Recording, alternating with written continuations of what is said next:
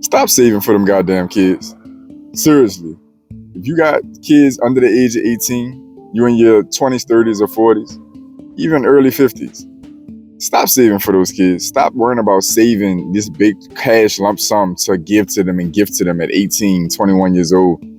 Listen, I'm going to give you 3 major reasons as a financial professional and as a father why it is not a good idea to save these lump sums of cash for your children. First thing you need to put into context is you're going to be the greatest resource for your child in their early adulthood, really whatever extent of their life, to be honest, because many of us as parents know you can tell and you can look at other people's situations. Your kids never really stop needing you, for one. But when you're looking at that crucial developmental period of like 18 to 25, 18 to 28, you are going to be the greatest resource for your kids. It's not going to be a lump sum of money. Now, I understand the concept. I get the societal norm because many of us that don't come from money and don't come from that kind of background, that's one of the most impactful things we feel like could have changed it for us. Man, if I had $10, $20, $30,000 when I first started out, I could have did this, could have did that. You have to understand 9 out of 10 times, for one, if you reflect, you wouldn't have been making those kind of decisions. You might have had the mindset at best, if you're lucky, you might have had the mindset to do that, but you wouldn't have been able to effectively put that money into some kind of investment and and work your way into a return at those years of your life, most likely. The next thing is, if you have had the luxury of having parents into your adulthood, 9 out of 10 times the value of them still being operable in your life was way more valuable than some cash amount that they could have left in your possession. If you need money for something, most likely it's best to have to go to your parents and get it and have to deal with the scrutiny and potential criticisms or questions that are going to be asked than to just have a lump sum of money sitting around that you were gifted without the life experience of knowing what you're doing. So that's just putting context on this. The 3 reasons, number 1, kind of spins off of that context. Number 1, your kids are going to be terrible decision makers, most likely between the ages of 18 and 25 to 28 years old. Some of us will get lucky and, have kids that are a bit mature or make smart decisions early. But even if that's the case, you saving 5, 10, 15, 20, 25,000, whatever that number is, if you're, a decent parent, 9 out of 10 times, you are going to put them in a position where they have low expenses and can go out and work for that money themselves, which is way more effective of a parental strategy and a legacy strategy, because you're teaching them how to go get it themselves than gifting them a lump sum of money. Now, you can match them. Maybe you want to do something like that. Let them raise their own first 5, and then maybe you match them with 5 to, put them over the hump for, whatever that next opportunity or need may be. But just this concept of like you saving for years and years and years, and usually in cash, by the way, which is another part I'm gonna get into in a minute. Usually you're saving in cash, which is a suicide mission in itself. You're essentially going to cripple them and likely watch that money go from something that you saved for over years, maybe even over a decade or two, get torched in some late teenagers, early 20s, poor meat grinder of a brain's decision making, in a matter of probably days, weeks, or if you're lucky, months. You're gonna want to allow them to develop real life skills, real life experience, and the best way to go about that is going to be putting them in a low expense situation, meaning letting them stay home, or having, be in a position where maybe you have property or something they can stay in at a minimal cost and start learning how to make their own money and make smart decisions. So that's the first major thing. They're not going to be good stewards of the money compared to you, essentially, if we had to encapsulate that. They're not going to be good stewards of the money. Number 2 is kind of piggybacking as well. That money is going to be inflated away. You're going to be saving in cash, most likely, because I deal with it every day. This whole little conversation, this video is inspired by a client that I helped do, not her first investment per se, but in a sense, one of her first major investments was $10,000 into the stock market. And one of our biggest conversations, she's a mother of 3. One of our biggest conversations is her putting these buckets of cash away for her kids. And I was like, as I'm explaining to you in this video, I'm explaining to her, I'm like, look, of course it doesn't hurt to have a little bit of a cash emergency for your kids. And of course you want to leave a financial legacy for your kids for sure. But this idea of the way we're going about it, where you're saving cash in CDs and savings accounts over these long periods of time, is an antiquated way of saving. It's an antiquated way of passing down legacy.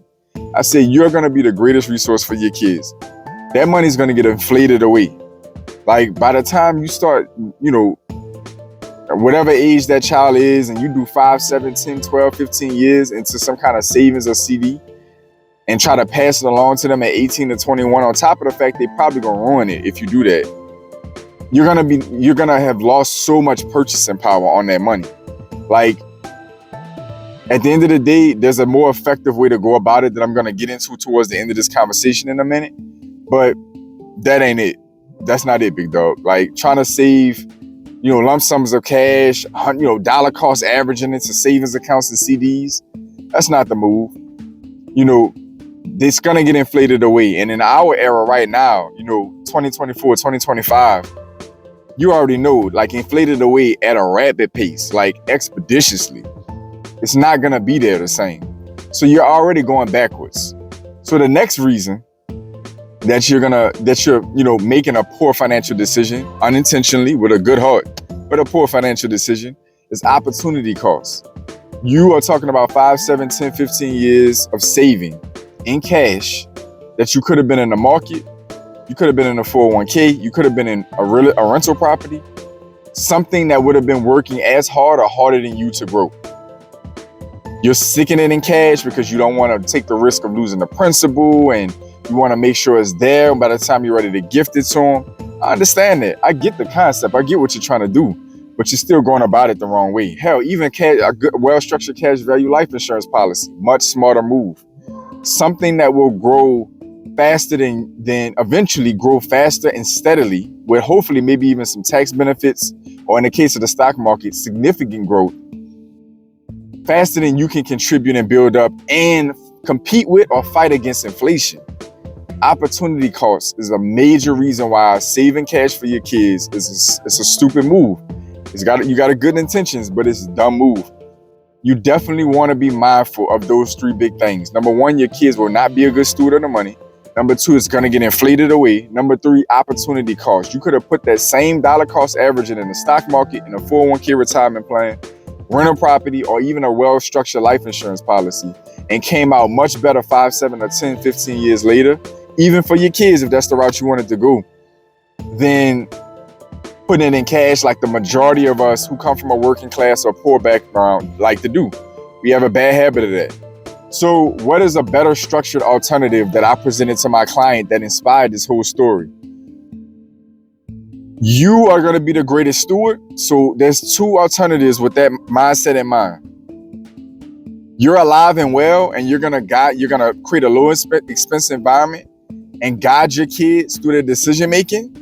If you've built that relationship, and when needed or when you see fit, you donate the money you saved and invested for yourself.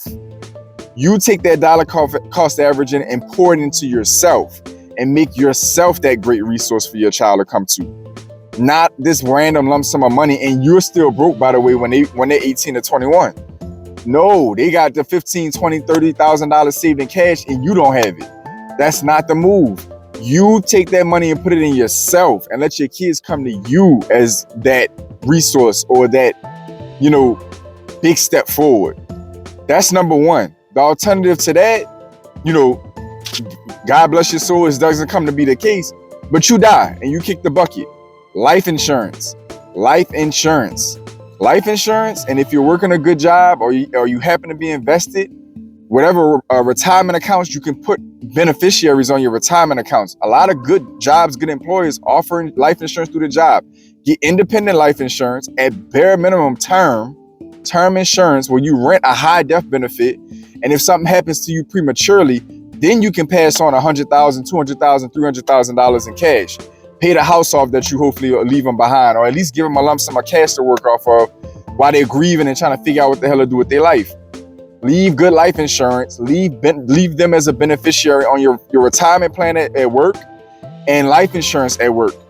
That's the best move. You either alive and you have a relationship with them and you are financially stable enough to be able to pass down to them, good life experience and guide them on how to build for themselves, or you kick the bucket prematurely before they get of age or right as they're getting of age. Tragic, but there's a way to go about that. Have quality life insurance, good term insurance. If you got the money, you got the excess cash flow, term and whole life, and invest in the insurance your job is offering, as well as put them as beneficiaries on your retirement plans that you got there. This is the structure you want to create, because if you go alternative to what I'm telling you, then you're likely saving some cash amount for them on the side. Does it hurt to have a little cash for them when they get of age? Of course not.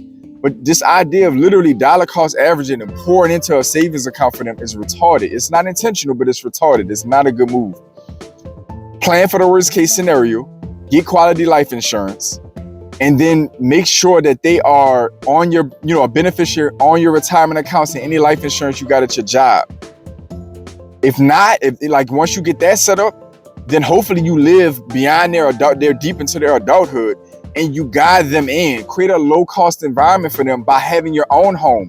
Maybe having a rental property or multifamily property you can stick them into with low to no rent.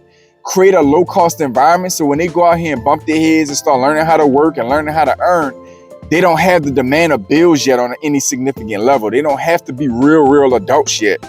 That's how you do that, by having your own assets in place, your own resources, your own property, and create maybe your own business that you can employ them into. You can't do these things if you're dollar cost averaging 10, 15, 20% of the money you have into cash for them. You're putting your own life aside. We are in the prime years of our lives as parents. We're in the prime years of our lives as parents. We forget that just because we're responsible for somebody else. No, I'm in my 30s. I still got a whole life to live. The hell with that shit.